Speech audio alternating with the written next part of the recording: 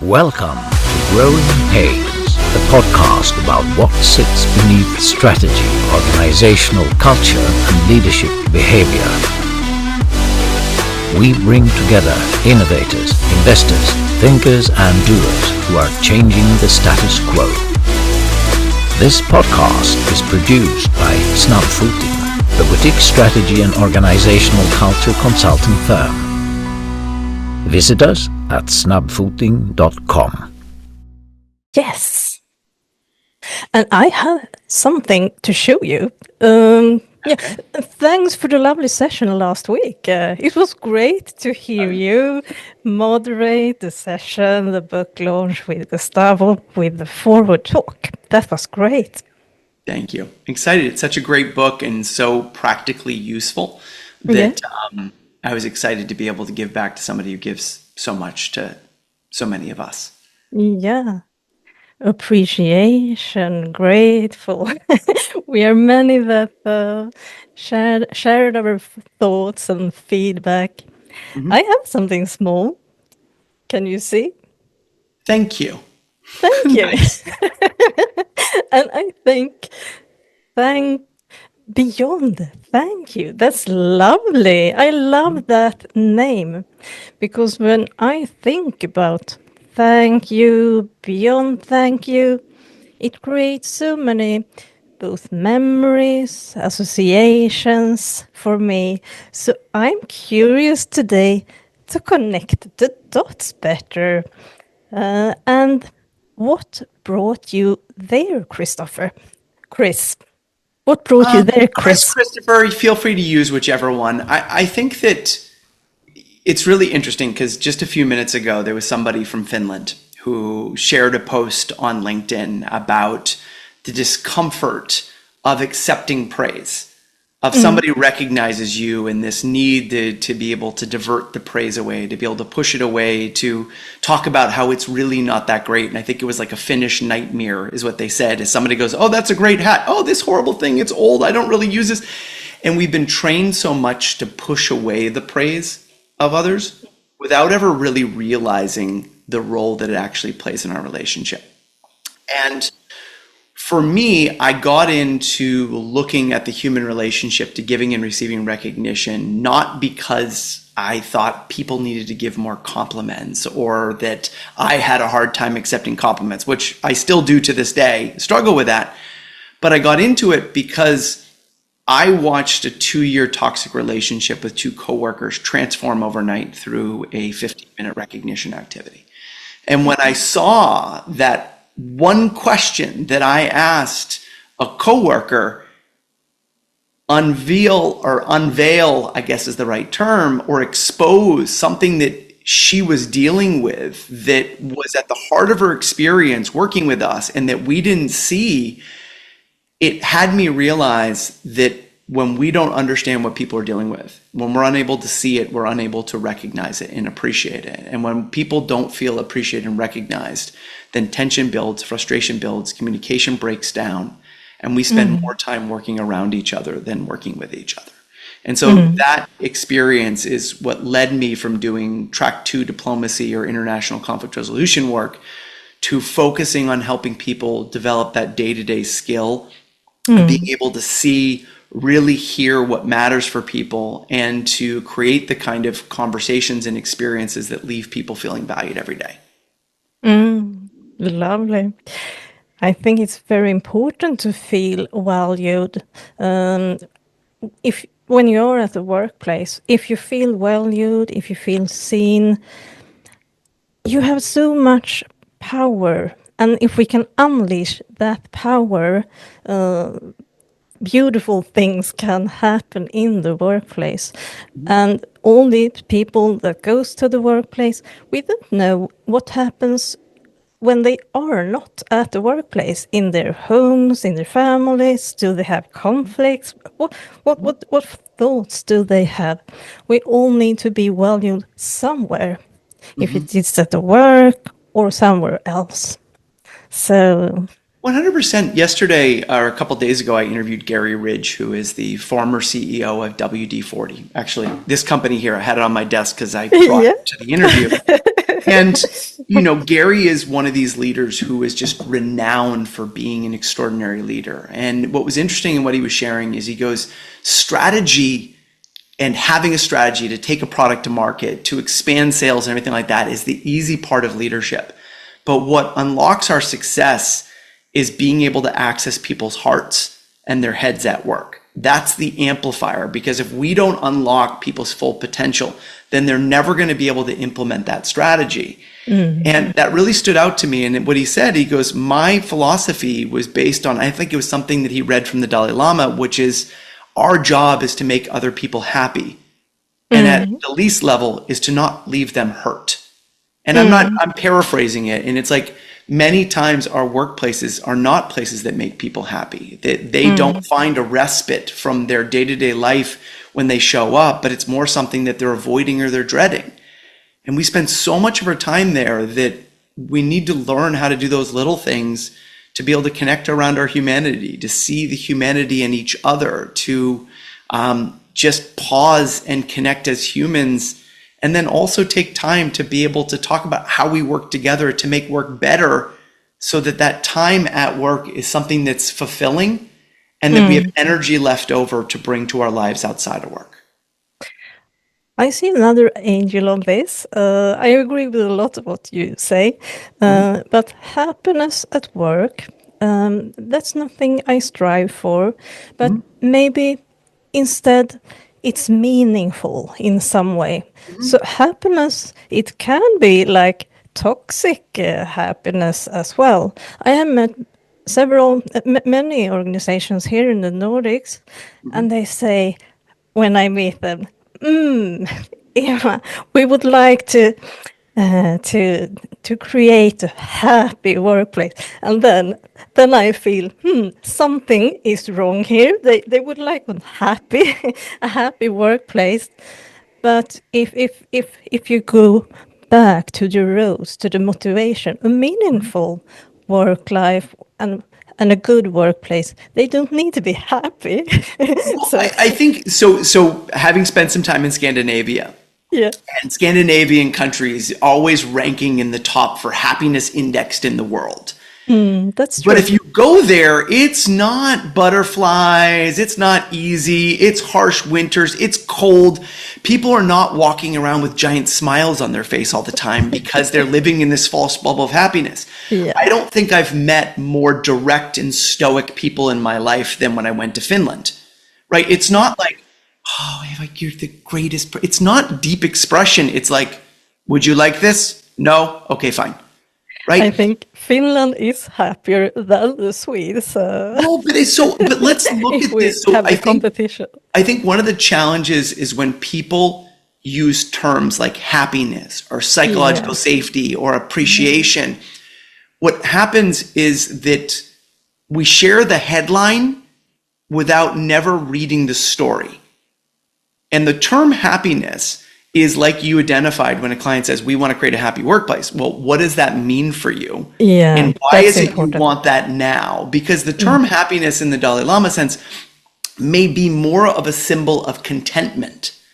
And I would argue that in Scandinavia, I think that the reason why people are so happy is the contentment with our lives. I go to work, I have a fair life, I have my needs met, I spend time outdoors, I have a strong sense of community. I have people that I feel respect me and I respect. And I'm not feeling bogged down with a constant rat race to chase things all the time. And I have a great quality of life. And I think happiness oftentimes means contentment. And contentment comes when we feel like we are living a meaningful life, that we matter to ourselves and we matter to other people. And so I think the term happiness, like anything like trust or psychological safety or belonging, is a summary word of an experience that people want. But because we don't have a conversation of what those terms mean, people think that the happiness is going to be like, we're going to play more games, we're going to do icebreakers, right? Which often push people to create that false happiness or false, groupthink, or that things are fine. And then we're ignoring problems that then end up creating more unhappiness and frustration. And so I think the term is not what's important. It's the experience that we're creating and having a dialogue around those to see where people are at in relationship.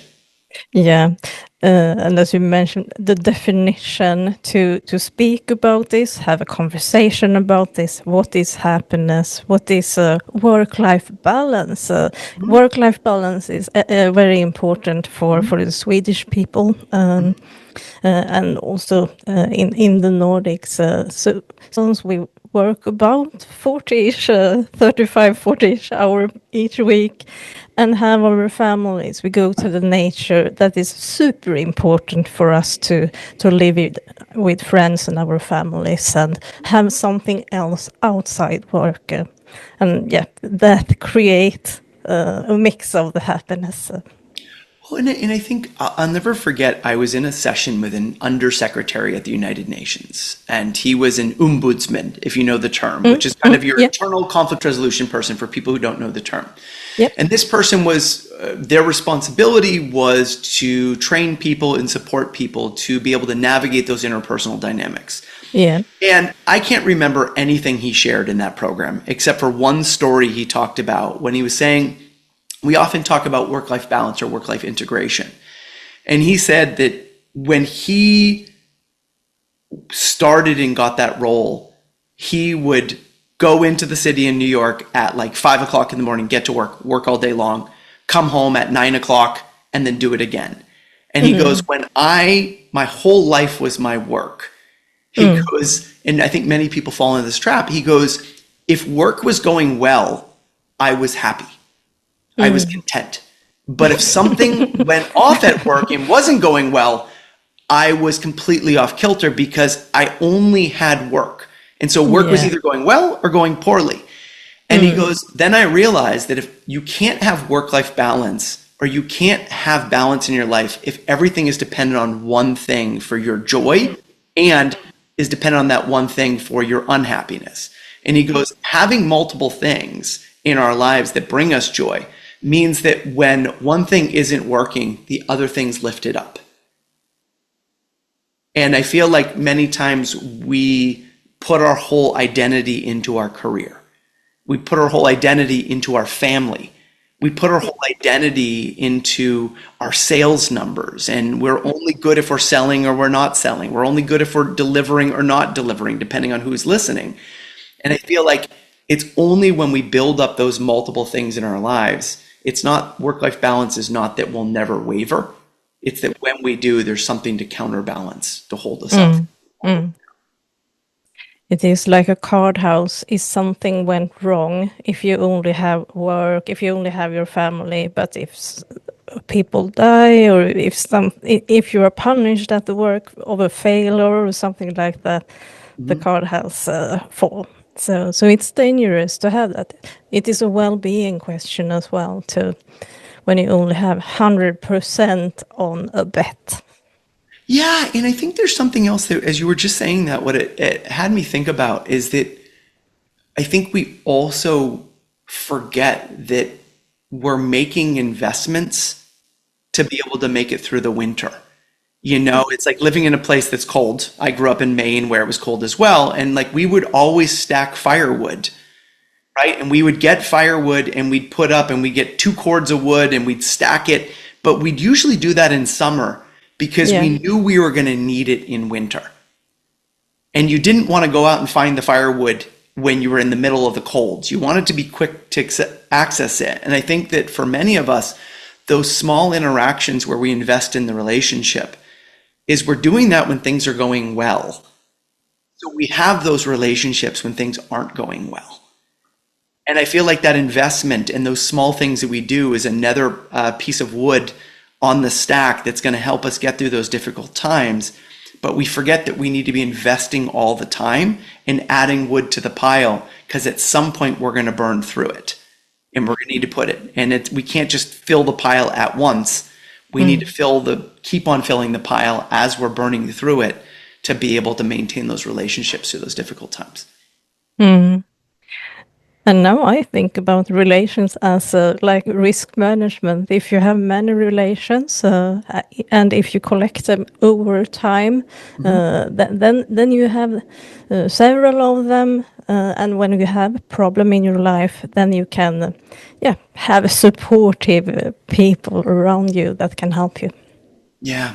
And that those making those investments. And I always think of, because some people, especially when you run your own business and you're working, that many times people only reach out when they want something or they need something. And my philosophy has always been build and maintain relationships with people. The aim of future benefit, but not necessarily benefit from them. Because those investments that we make, I always find is that the more that I give to others, the more it comes back to me. But it may not come back to me from that one person I'm giving to, but may from somebody else. And I feel like it's the kindness that we put out in the world and those small gestures of saying, hey, I was thinking of you today, or I thought you may find this resource helpful, or, I remembered something you shared with me, 6 months ago. How's it going? Those little investments of showing that we care are the things that build the relationships that then have those people excited to share with us and support us when times become difficult. Absolutely. I guess you maybe have read the book with Adam Grant, Give and Take.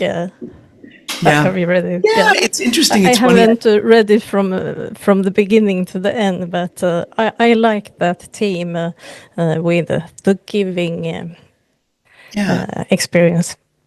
And I think that giving is what we see in others, how we contribute to others, and we often forget that giving sometimes is just listening.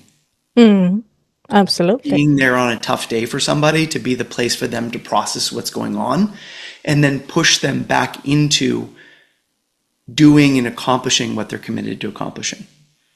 And what's nice with giving, connected to not expecting something back, just give, see what happens.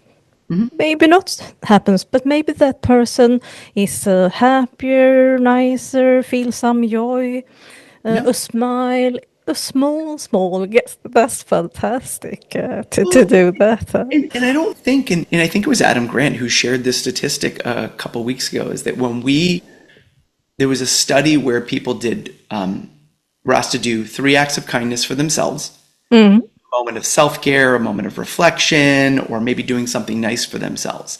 When they did it for themselves, then depression went down, anxiety decreased a little bit, right, for them individually. But when people did 3 acts of kindness for others, it increased connection, decreased loneliness, decreased anxiety, increased happiness, and increased well-being.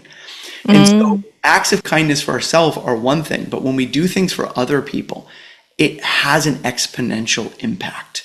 And we forget that those small acts create ripples, and those little gestures also tend to get mimicked by other people, because when we feel good and we feel welcomed by that act of goodness, then we tend to do something nice for other people as well.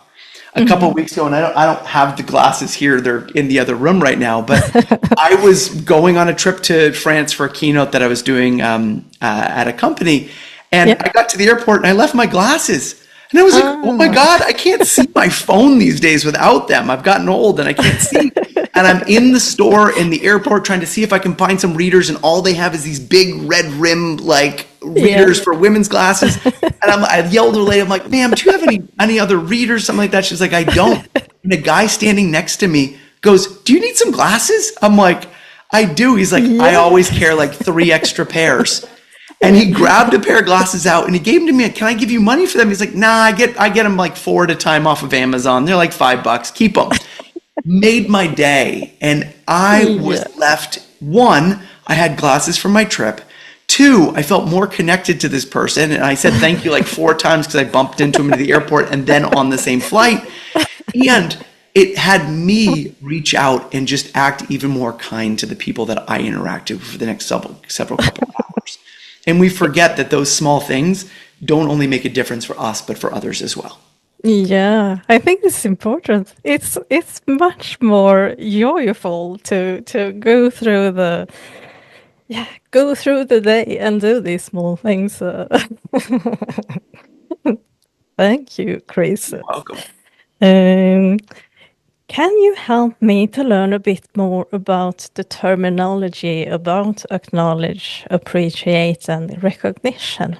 I think that is important frameworks for you.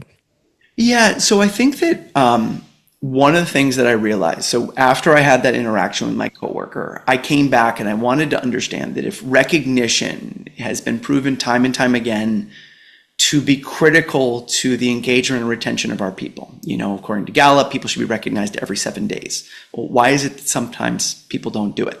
We found that studies have found that when people get recognized just 16 times a year in the employee recognition system, just a written thank you, turnover decreased from like nearly 60% down 25%. Just from people getting recognized, a 2-minute action per year, 16 times. It's less than an hour investment to decrease turnover by 25%. So we know that it's valuable, but then what I realized is sometimes people still aren't taking that action. And when I started to look at why that was happening, I found that there was a few things that came up. The first one is that leaders often think that recognition is a program that they participate in. HR sends a note, we have an award program, you need to nominate somebody, or here's some gift cards or some points, go and do this thing. And so they think it's a program they participate in. And the reason why is that many times leaders collapse rewards and awards with recognition and appreciation, where rewards and awards aren't recognition in and of themselves, but they're a delivery tool for a message, right? Because sometimes I can be like, oh, thank you. I know we haven't had our one-on-one. I haven't given you any feedback, and I piled extra work on your plate, but here's a gift card. It's not going to address or do anything, right? Yeah. It doesn't mean anything. And so one of the first steps in changing how people think about something is we need to update our terminology. And inside my work, I take recognition as a theme, which is all of the things that we do to signal to people that we value them for who they are and what they contribute. And then I break it into what I call the inverted pyramid of importance. And the reason why I use a pyramid is every company uses a recognition pyramid, and at the top are their awards, like the chairman's award, and then it's the rewards for best of the best. Yeah. The problem when we use a pyramid is we think that what's at the top is most important. And, so And that's the highest level. And that's the highest, that's the top of the hierarchy. But we forget that the base of the pyramid is actually what's important. So I just flip it upside down to make that point. And so at the top of it is appreciating the person. This is those day-to-day actions that signal to people that we value them. It's saying good morning. It's asking about your weekend. It's, I know you were sick the other day, or your kid was sick. How are they doing today? Or what did you do this weekend? And it's also appreciating people's lives outside of work and not sending emails at 9:00 at night. It's appreciating people's boundaries. It's appreciating people's goals, their need for fun. It's that day-to-day interaction that forms the foundation of a relationship. Now, the next is recognizing effort and progress. Because many times, and I've recently just flipped this in the order on my pyramid because it's kind of the next kind of most important leadership skill, is that effort unnoticed over time always slowly turns into resentment. No one's going to die if they're not recognized. But if I put in extra effort, if I spend the weekend finishing something up and someone just goes, good job, thanks. Many times like, whoa, wait a minute. Good job, thanks. That's all you're going to say. And I just like took my whole weekend to work on this. Hours on Exactly, because we don't see it. And so recognizing effort and progress is we don't always produce a result. Yeah. But we try things, and recognition is noticing out loud the effort, the progress, the learning, the creativity that goes in along the way that keeps us moving forward. And the analogy I usually say is, imagine you're out on a football pitch or a soccer pitch, because every time as American I say football, people think I'm talking about American football. Yeah. But you're playing your heart out, and everybody's up in the stands just going like this, watching, waiting for you to win the game. And if you don't, they just walk off. Yeah. Recognition is what we do along the way. And then acknowledgement is the act of seeing the impact that our work, the world around us, and our lives are having on people and calling it out. Because where resentment often occurs is when, and I think a great example to use of this is if when somebody is covering for two positions. Somebody left, and then I've got to jump in, and I've got to do the work of everybody else. Yeah. And like, okay, I understand you do that, but when you don't say anything, when you don't give me additional pay and you're expecting me to do two jobs and nobody says anything, that acknowledgement goes a really long way. That's simply saying, hey, you know what? I know you're covering for two people. We're working on hiring somebody or figuring out what we're going to do, but I just want to acknowledge that I get you have two jobs on your plate right now. Or, hey, I understand that you just came in and your kids are out of school right now. I understand that we've had 4 restructurings and we're asking you to introduce new AI tools, and the market changed and we're expecting the same thing. I want to acknowledge that that's happening.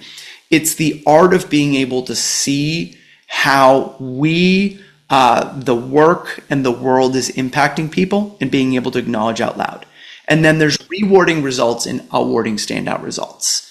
And all of those things contribute to someone's experience at work, but everything is about fulfilling the goal of someone having the experience where they feel valued for who they are, what they contribute, and what it takes to do their job. Interesting. I'm curious, what does the way your leader gives appreciation reveal about how they see people? So what we That's a tricky one. What we recognize shows people what we see. Now, one of the mistakes, and I'll share a bad example first. One of the mistakes is many times we recognize what we're seeing, and that shows the person that. So an example, Mita Malek, who wrote an extraordinary book called The Devil Emails at Midnight or something like that. I can't remember what it is. And it's about what we can learn from bad bosses. Do you know Mita? I don't know if you know Mita. I have not. No. Okay, maybe not. But Mita told me an amazing story. So Mita is, I believe, an Indian American. And she was sharing that she's up on stage and she does this huge, amazing marketing brief. And people loved it. The crowd was cheering and everything like that.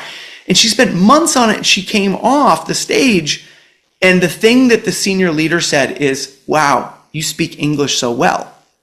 She goes, I'm from New Jersey, which is the state in the United States. And so what the leader did is he showed her, I didn't see or hear anything you said.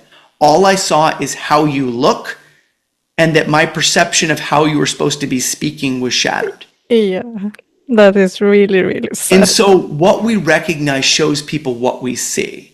And so a leader who gets it is giving people a window into what they're doing behind the scenes. It's noticing their work. It's noticing their effort. It notices the, like right now, I can see the detail you put in and the things that you've read and the videos you've watched about me and my work to be able to craft the questions that had you ask them here. You didn't just go on and just show up, but you actually went in and actually did that because you thought about, well, what somebody recognizes us, how someone recognizes us can both be positive and negative at the same time. And I can see the thought behind that question.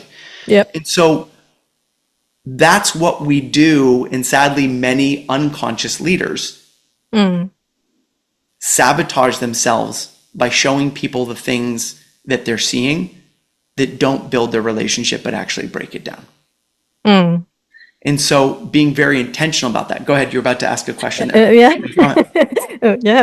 I think this is an important topic, but just give me 3 seconds. 1, 2, 3. What can they do to be better on this? If they see, but how can they prepare to be better, to really understand what's behind? Now you described this woman on the stage. It was how she looked, how she spoke her language. How can how can they show better interest in people? What do they Well, I need to mean make? that's an example of a clueless, horrible leader, right? Like we're just going to leave that there. That's a horrific and not. I wouldn't say it's a common example, but that does happen often.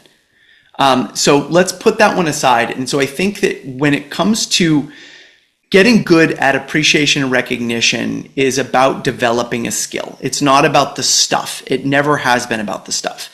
And so similarly, if you think about it, like let's say dribbling a basketball, there's knowing how to dribble a basketball. And then there's knowing how to dribble a basketball like Kobe Bryant or Michael Jordan, right? Like both people can technically dribble, but one has mastered what seems like a basic skill so well that they led their team to multiple finals and extraordinary results. And so I think that we need to think about getting better at recognition, at improving a skill. Now, the first part of getting better at a skill is removing our preconceived notions of what it is. Now, one of those preconceived notions is that it's all about the reward and award, and that's the only thing that matters to people, right? The next thing is removing some of these ineffective things that we do that get in the way. Like if you've ever had somebody recognize you and your first thought is, what do you want from me? That's because people have used recognition to manipulate. Okay, I recognize you and then I go, oh, good morning, you look great today. Can I have help on this? And we need to stop those things, like the sandwich feedback model. Yeah. Horrific. And it's why people get recognized and we immediately go, oh crap, what did I do wrong? So one, it's figuring out those and addressing those so we can take those out. And then as a leader, what we need to be doing is one, pay attention to what people are doing and listen for the work and the creativity that people put into what they're doing. We need to get better at not listening to the words, but seeing the actions, attitudes, and behaviors behind them. Does that make sense? Yeah. So when I see somebody do something and try something, you know what? Maybe I put this report together. Let's say we have a young employee and we ask them for, I don't know, to put a report together. And what we really wanted was just a one-page document. But they give us a 10-page document with 70 references and everything. And it's like, you just spent 10 hours on this. Yeah. What we can acknowledge is, hey, I got you put a lot of time, effort, and thought into doing this. Yeah, I got that you absolutely. took that exercise and you really wanted to work and like do the best possible outcome. And I love that drive. That's wonderful. Yeah. Because we can acknowledge that. And then at the same time, we could say, and next time in the future, here's what I would love for you to do is next time, you don't need to put as much effort. Just give me one paragraph and a couple points afterwards. And that's actually enough. Yeah. But what's really clear to me is how much effort you put in, which by the way, that was the sandwich feedback model. But what I shared was an authentic compliment in the beginning. Yeah. What you can do to make it easier next time, and a reminder that what you actually did was valuable and I see the work and the effort. Yeah. So instead of giving negative feedback and put two fake compliments, I'm actually sharing what I saw that I really appreciate and how to take it to the next level next time. Right? But we need to learn to pay attention to the intention behind what people are doing. The effort, the attitude, the struggle, the work. And sadly, many times we can't see that. And that's why I also invite leaders to not just show people. And by the way, the elements of a great compliment is you're showing what you appreciate, why you appreciate it, and sharing the impact. Those are the three components that should be included in our message. And this is where we go beyond thank you and not just saying thank you. Thank you for what? Show somebody what you see. But then the other thing that I like to introduce, and I create in my work, and this goes back to the example I shared in the beginning of our conversation, is with my coworker, is that we don't see 98.35%, which is a made-up statistic, percent of what people do every day. And so instead of trying to recognize people, because we know we should, instead just ask people, what's something you're working on that I don't see? What's some challenge you've been struggling with? People. It's good with asking questions because then you make them feel seen, valued in that way. If you are curious. You can't have somebody feel seen if you don't see what they're doing. And the truth is, we don't see. You and I have only known each other in 2D. I have no clue what's to the right and what's to the left of your camera. I don't know what's going on if you're in an apartment, in a house, if you got kids, if you got family. Like, we don't know that. And we need to be collecting those pieces of information in every interaction. Yeah. Because when I ask, I know now from our previous conversation that you have that Tintin rocket in the back, and that spaceman in the back's face lights up because I asked about it last time. Yeah. And I you have remember, lots of nice books. and I remember it, and because I remember it, I can ask about it and I can ask more questions. But those questions we ask give us the pieces of people's past, what they're dealing with in the present, and help us understand about what their goals are in the future. And those people forget that those minutes of investment each day, where we hold on to those little things that people share about who they are and how they got good at what they're doing, about the things they're struggling with, those asking about it are the ones that help support people to do better work and to take care of them so they feel connected, to give us feedback, to speak up, to share a challenge that arises instead of hiding it.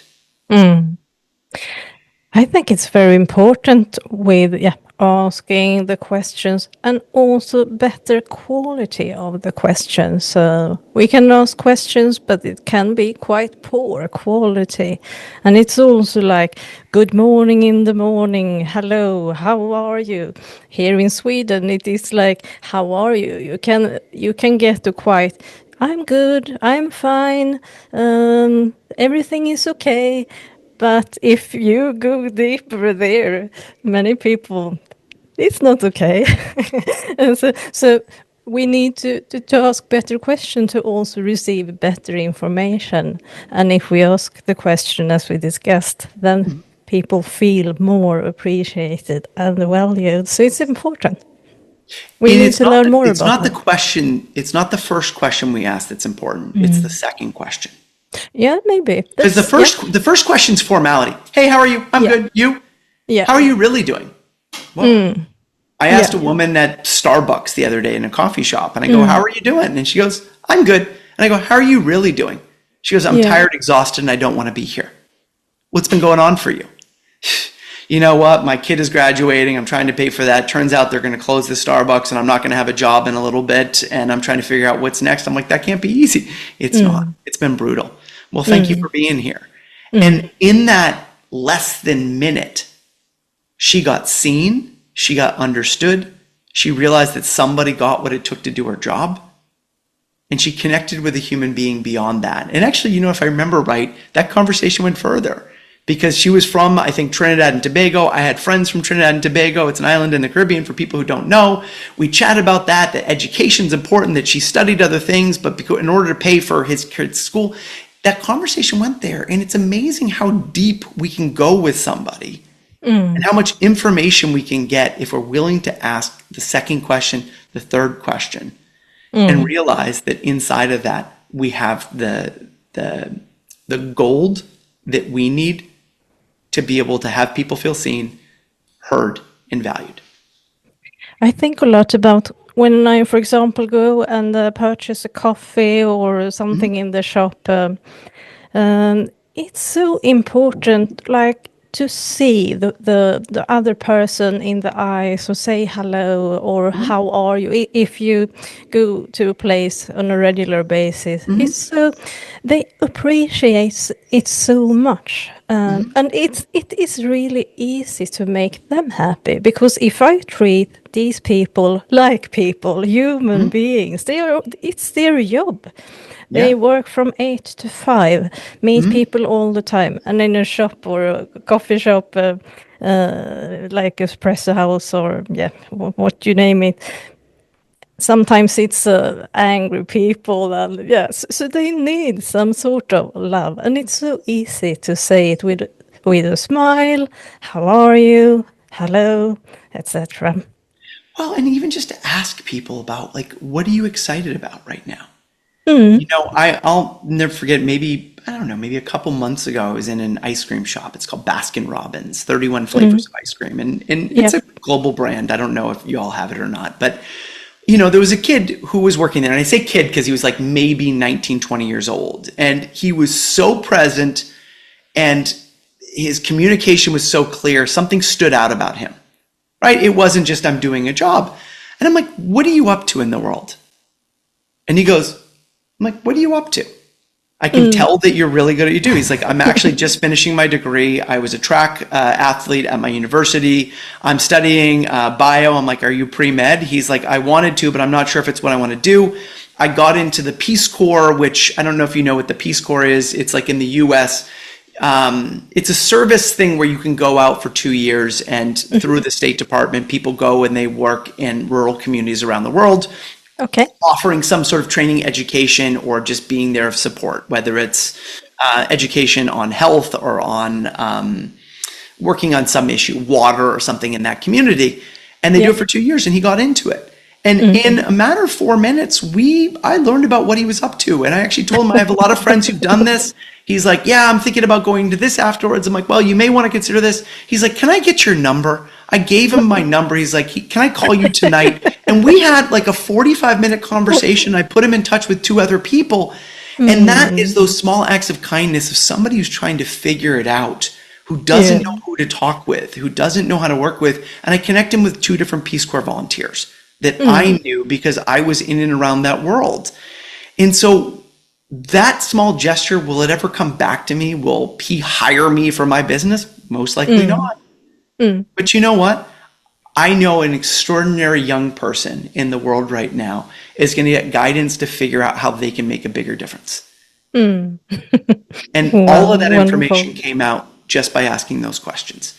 And I feel like, to bring it back to the workplace, we often think that we're too busy, but we forget that if we just invest 2 minutes in the beginning of our meetings, and one thing that I like to institute on teams is the 1/6 rule, is that for every hour of meeting time, just invest 1/6 of it for relationship building, right? So if it's a 1 hour meeting, 10 minutes, even less than that, 5 minutes, just in the beginning of the call when people come on, what were you doing 5 minutes before this meeting?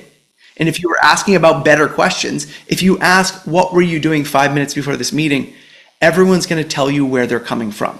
Yesterday, I asked this with a client, and one person was trying to eat lunch. So I was like, continue to have your lunch right now while we talk. I know you don't get breaks during the day. Another person was taking their dog out for a walk. Another one was responding to an email or something like that. And another one just got out of a meeting. So, hey, do you need to go to the bathroom? So that one thing allows us to settle and connect. And then we just introduce a welcome question. Like, what's one thing that made you smile recently? And that one little thing that people shared was, my next door neighbor had just got a basketball hoop, and he's 6 years old, and he can't even get the ball up. And he asked me to play with him the other day. And every morning I hear him dribbling the ball outside. And so in that moment, I got a window into that person's world. I saw something that's going on. Hey, how has the basketball playing been going with your neighbor? The next time I speak with them. Hey, I know your kid was going to this. It just gives us those things to ask about and connect about. And just an easier way to do that. And this also tells us we have different needs, different motivations. So it's lovely to start a meeting in this way. Yeah. And then I think another thing that may be helpful is that we need to, if we want to stay connected and we want to create environments where people feel valued, there's what we express, which is great. There's what we invite by asking people, hey, what are you working on? Or what do you want to be recognized for that I don't see? And that's uncomfortable to answer the question the first time we do. But if we do it consistently, people start to get comfortable. And it can be, hey, what are you working on that you're proud of this week? Whatever language feels right for you in your culture, in your language, that seems to be a fit. But we want to invite people to share what they're working on, what we don't see. But I think the other thing that we do is we ritualize certain things that make it easy and systematize connection. And a couple of my favorites are small victories practice. This is in my book. I know you have a copy of it. You showed it to me last time. It's simply just saying every Thursday, if we have a group chat, whether it's WhatsApp or in Teams or in Slack, just posting what were your small victories this week and giving people an opportunity to share the thing that's a small victory for them. Like, I went for a walk. I didn't have a second glass of wine. I went to a conference. I participated in whatever it may be, right? Or I got that project done. And then another one that I use with my practice manager is every Friday we do the 3W debrief. Is we send out 3 questions, and we already know what it is. What was your win for the week? What's one wall or challenge you're up against? And what are your plans for the weekend? And that's it. Perfect. Great. And so just a win can be anything. A wall, yeah, go ahead. Is it an email, or was it in a meeting? We do it via WhatsApp every Friday. What's up? Okay. And what I've learned in doing this, and I heard about this from a guy who worked at a military base, and he goes, I do it with my guys, and I didn't expect they'd like it, and I thought they'd roll their eyes at it. But in all honesty, it's extremely helpful, and they really love doing it. And, the wall and the weekend, the win, it's great. We're celebrating what we're doing, and we've already talked about the importance of that. But the wall is like, hey, you know what? Next week I'm going to be on the road, or you know what? My daughter is going to be off school next week. And so if I'm not responding after 3, or if she pops in, that's going to be a challenge next week. And then the weekend is what we spend our free time doing, shows people what we care about. Hey, I'm going out for this, or, we're working on packing because we're going to be moving. It just shows people a window into your world. And all of those things are those logs that we add onto the pile that build that relationship, that stock up, that when a challenge arises, when you and I have a fight or a miscommunication, I then, instead of go, well, you know what, she just doesn't care. I go, what must be going on in her world? Because this is not how we normally act or operate. So let me just check in and see, hey, you know what? I notice something feels off right now. Can we have a conversation? I just want to check in with you. Because we've got a whole history of positive interactions.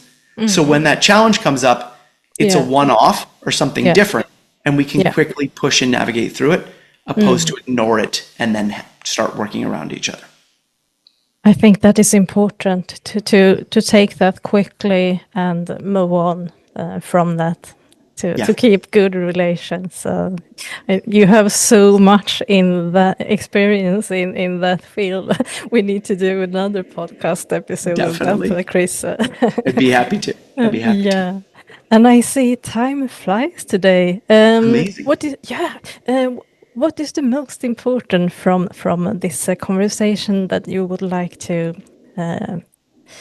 keep? I think the biggest piece is to, one, just rethink of recognition and appreciation as the skill of connecting, seeing, understanding, and valuing people.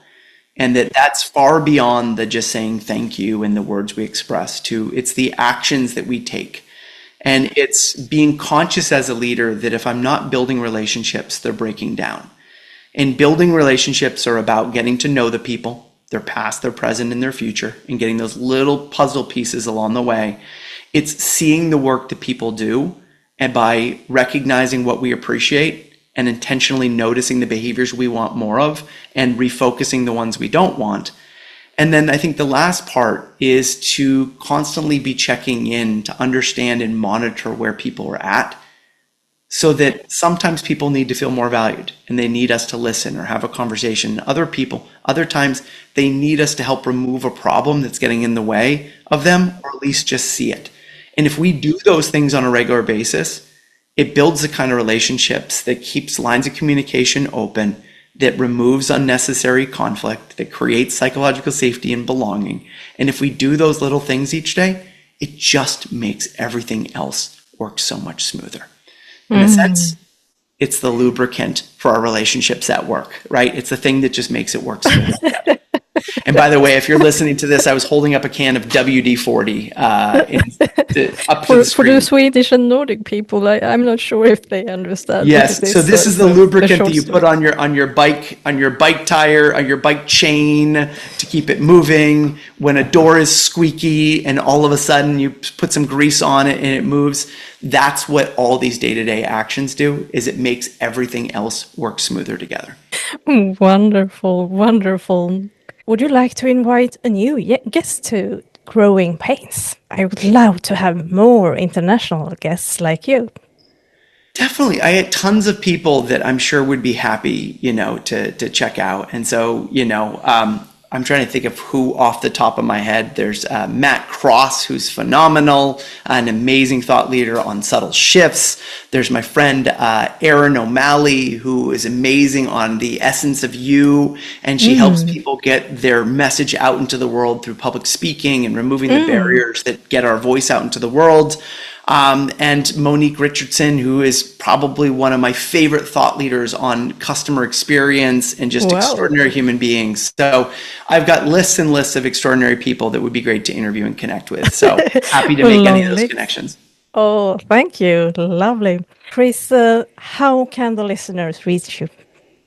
If you ever have questions like that, feel free to follow me on LinkedIn. You're going to find me at Christopher Littlefield. And then also you'll find my YouTube channel, and maybe you can put a link in the description here. And then beyondthankyou.com is my website. And I have, a whole resource library in there of different tools and different articles and videos that help answer that share some of the simple ideas that we can do to build and maintain relationships.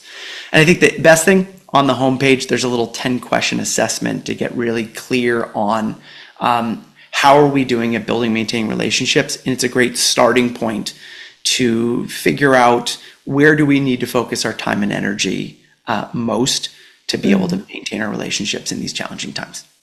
That's great. That's easier for everybody to have that sort of tips to start better together, a better relationship. Thank you so much, Chris. I wish you a lovely day. Thank you. You as well. Take care. It was great to connect. Take care. You've been listening to Growing Pains with Ewa Hutmacher. Snabbfoting is a boutique strategy and organizational culture consulting firm based in Stockholm. We support organizations globally and help CEOs and leadership teams who want to build resilient, high-performing organizations. Visit us at snabbfoting.com.